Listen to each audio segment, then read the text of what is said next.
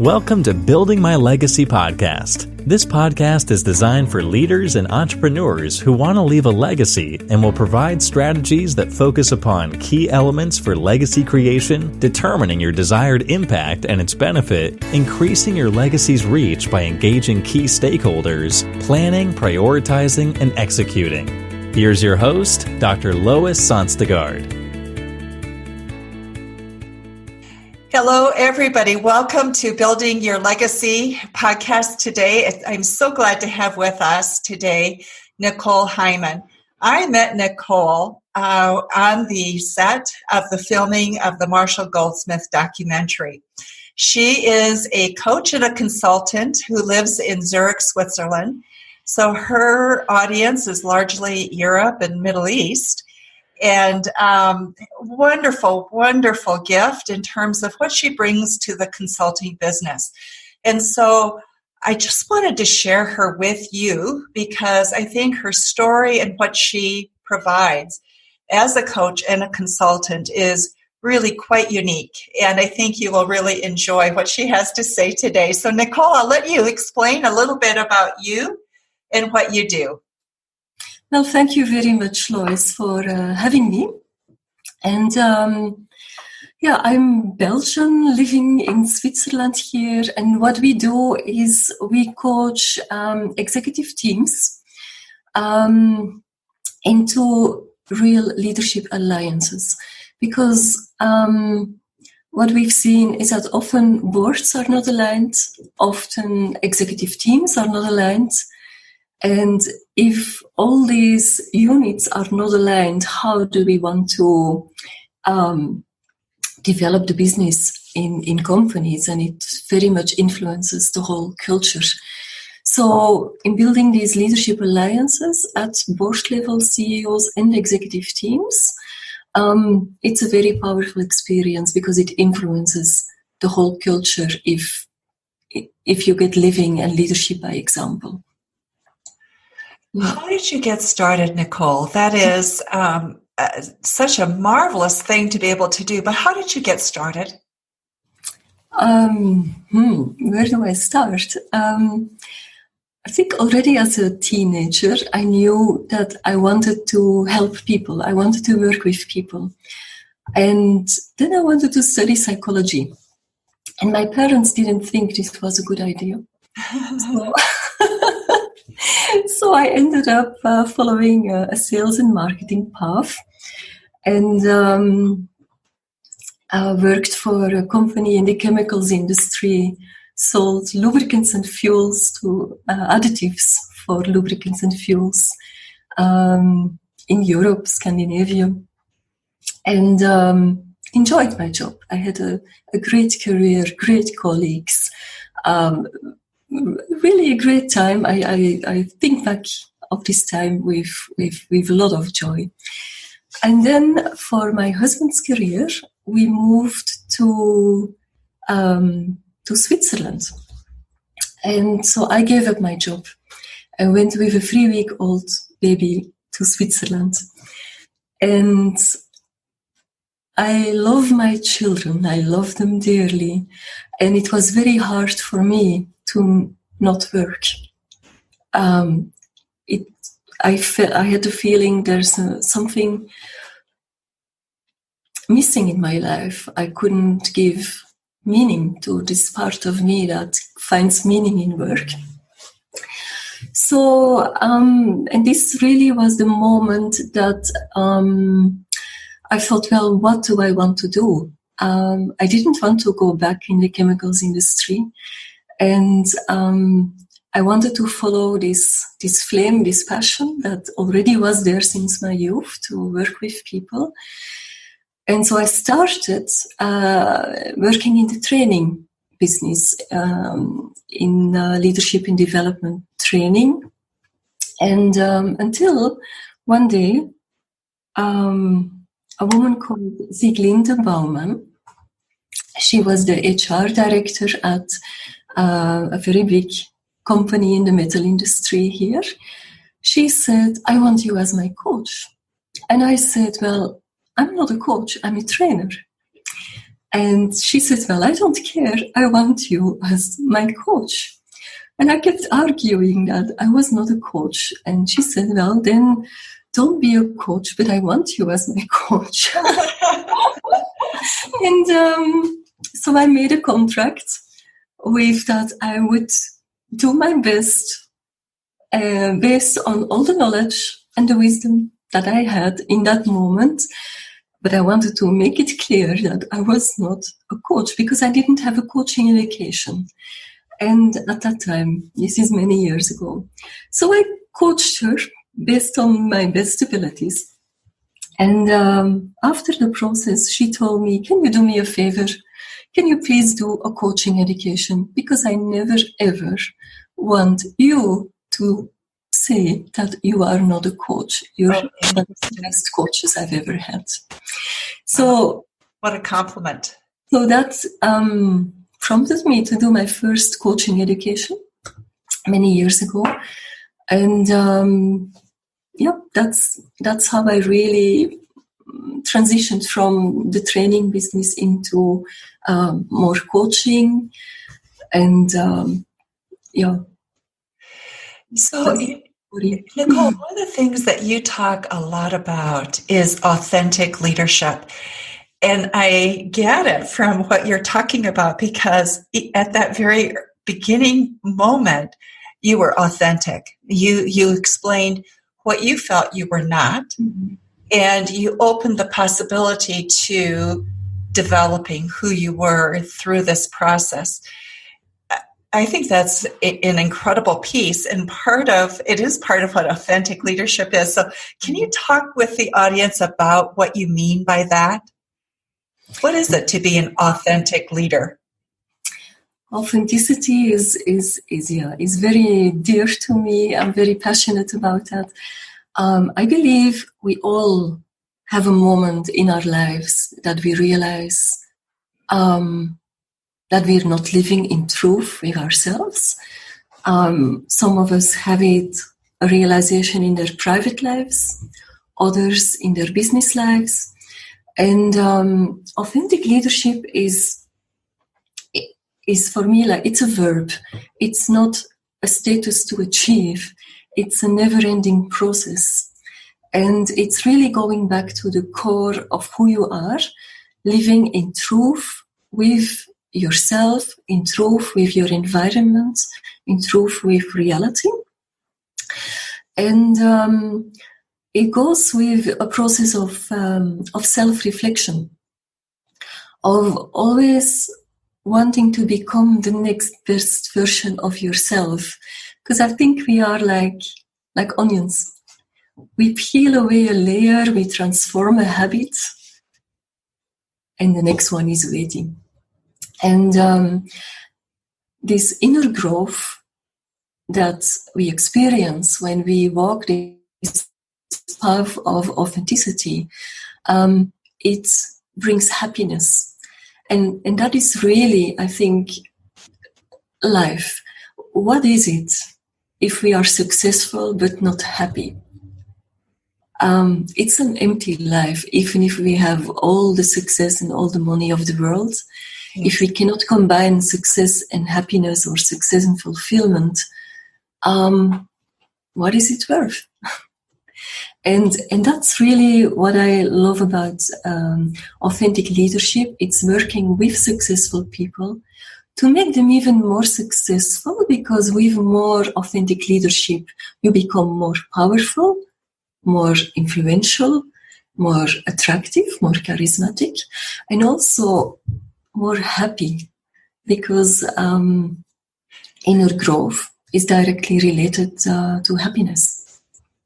So when you talk about authentic leadership, I think often it's we women who think more about that. But how have you found that in your coaching? Is it both men and women that think about it? Do you find that it is more women than men? And how do people approach it without being threatened by it? Because honesty can be also very frightening. Yes. So first of all, on the gender, In our coaching practice, we have both men and women. I don't see a difference. So the leaders we coach are open and also want to be authentic leaders, regardless whether they are men or women, and both of them enjoy it. And yes, I think you are right. There is a threat because authenticity is often misunderstood. Authenticity doesn't mean that you have to be open and disclose everything. Yes. We have to be aware of the environment we are leading into. So that's one thing. Authenticity is not the same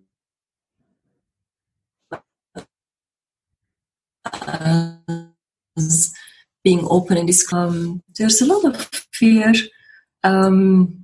Also that a fear of stepping into one's own power, a fear of discovering a part of us that we do not know.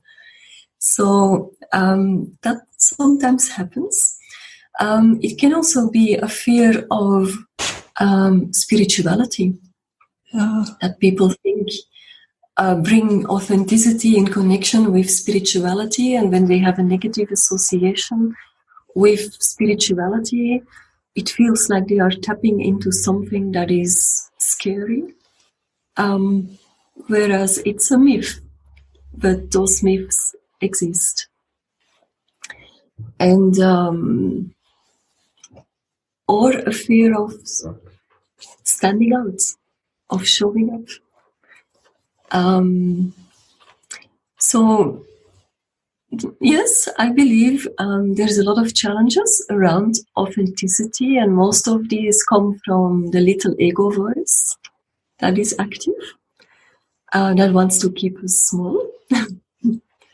And once we are able to recognize that, where this voice comes from, and that it is really a myth, then I believe the opening is there to step into a safe way of discovering more and more of who we really are, because there's nothing dangerous about it. It is a very safe process. As when we coach, the client decides on the agenda, and as a coach, we will show the way and learn the client which parts.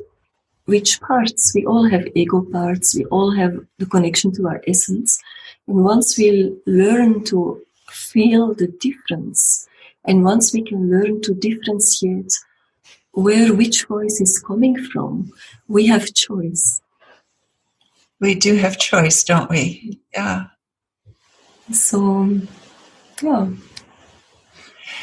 So, Nicole, I think of authentic leadership as being one of those keys that's a part of thinking of the next step. How do you build a legacy? Because that's what people often want. Mm-hmm. So, Nicole, authentic leadership to me is so much a part of that next step with building a legacy.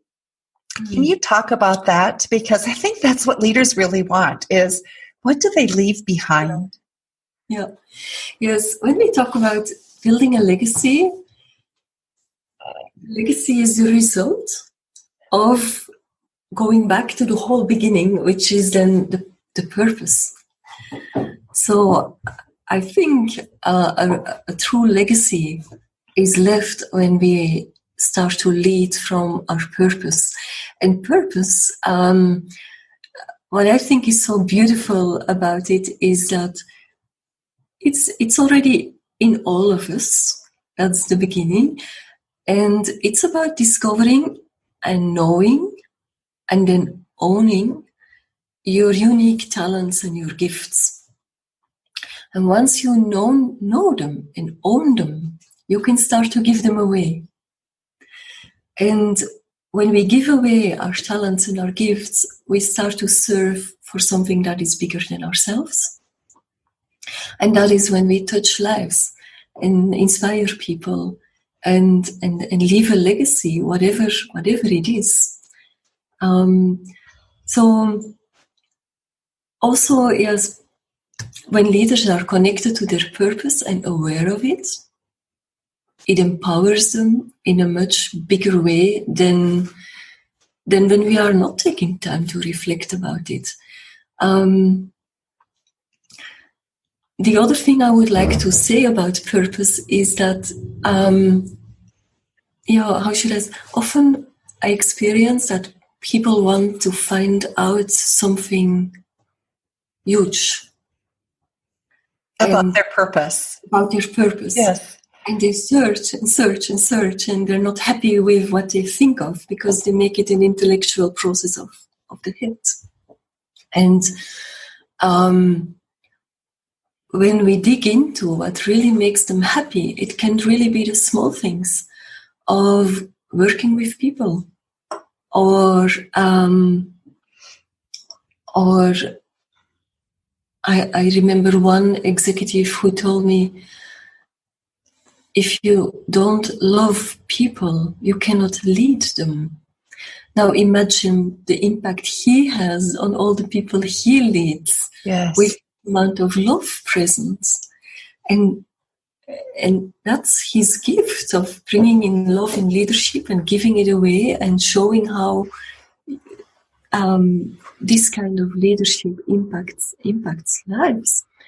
So it's in our unique talents, into the gifts that we each have. It's all there, and it's becoming really aware of it, conscious about it, and by giving it away, we leave traces in people's hearts, and that is a true legacy. When what we do through the way we are, through who we are, becomes transformational for another person, we've left a legacy, and we've been leading connected to purpose. And I believe we can only be truly connected to our purpose when we have chosen to walk a path of authenticity, because with authenticity comes reflection and renewed action, and also the reflection on purpose that is a part of the whole process. I mean, otherwise, if we're not connected to purpose and if we're not leading authentically, we're probably chasing bank checks and money at the end of the month. You know, isn't that interesting? Because I think for so many people, that's really the focus, is how do I make the money? Mm-hmm. And then you hope that purpose and meaning will come along with it. Mm-hmm. And I think that for me, the sad thing that I often see is people do that, and then they suddenly realize that they also have lost a family or their health. Yeah. It seems like if you don't get the purpose and authenticity right, mm-hmm. you tend to suffer health and family issues. What has been your experience? Is that true? I fully agree with you. The price is high. Because if you think about it,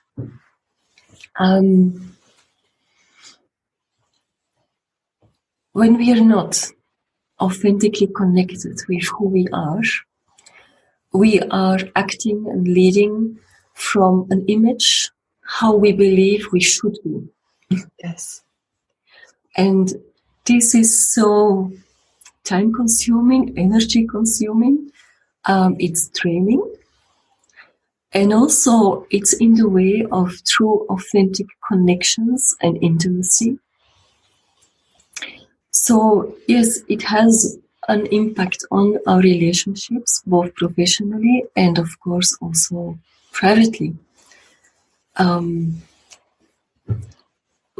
People get into the experience then of, I have it all, yes. but I feel empty inside. Have it all, but I'm empty inside. Wow, isn't that so true? And we've met so many people who are like that. But I find that is something that I have to struggle with too, because it's easy to become so busy and so full of action that time to reflect, to know I'm still on purpose. I'm still who I really need to be. I'm fulfilling the purpose for which I was created. It's easy to lose sight of that, isn't it? It is. And that's why me too, I have my own coach. Because for me, these coaching sessions are so valuable. It's a moment of time just for me and reflecting on what I'm doing, where I am I where I want to be? And it's very hard to take that time all by yourself. Yes. So it's valuing yourself enough to say, okay, I'm going to get a coach, and I'm going to really spend time intentionally so I do what I want to do. For you, as you look at working with leaders to know their purpose and to identify how they're being authentic about their life, do you have a process you take them through? Or is it something that is so individualized that you develop it for each person? How do you go about that? Yes, I use a process. I've developed my own methodology over the years, and it starts always with awareness.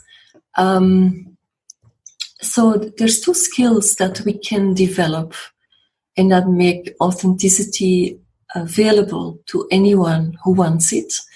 And that is the ability to observe and to focus. And these are things we can train. If we're not good at it, we can learn to be good at it.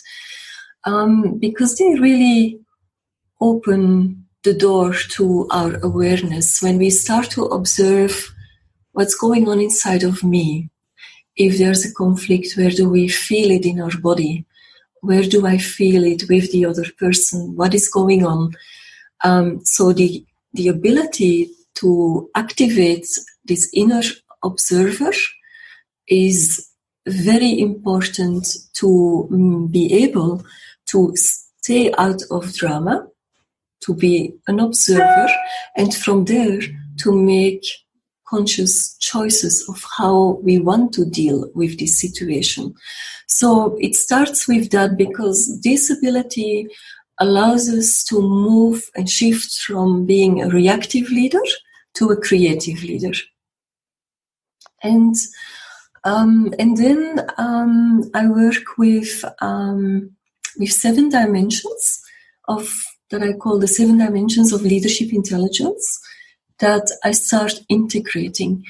And these 7 dimensions are physical intelligence, emotional intelligence, pragmatic intelligence, which for me is the IQ combined with experience.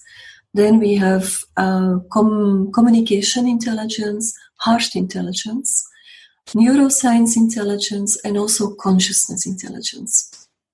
So depending on what the client comes up with, I will choose to work with one or more of these intelligences and start integrating them.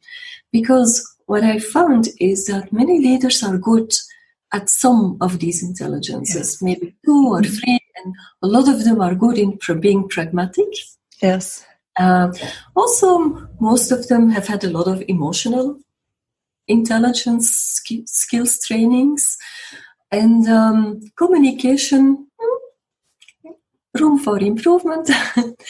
And also integrating the heart and neuroscience and consciousness. This process of integration gives the leader choices to act from. And understanding that the heart has, for instance, more neurons than the brain is very important, because the heart sends information to the brain. So learning to listening to the heart and also integrate this in the decision-making process is important.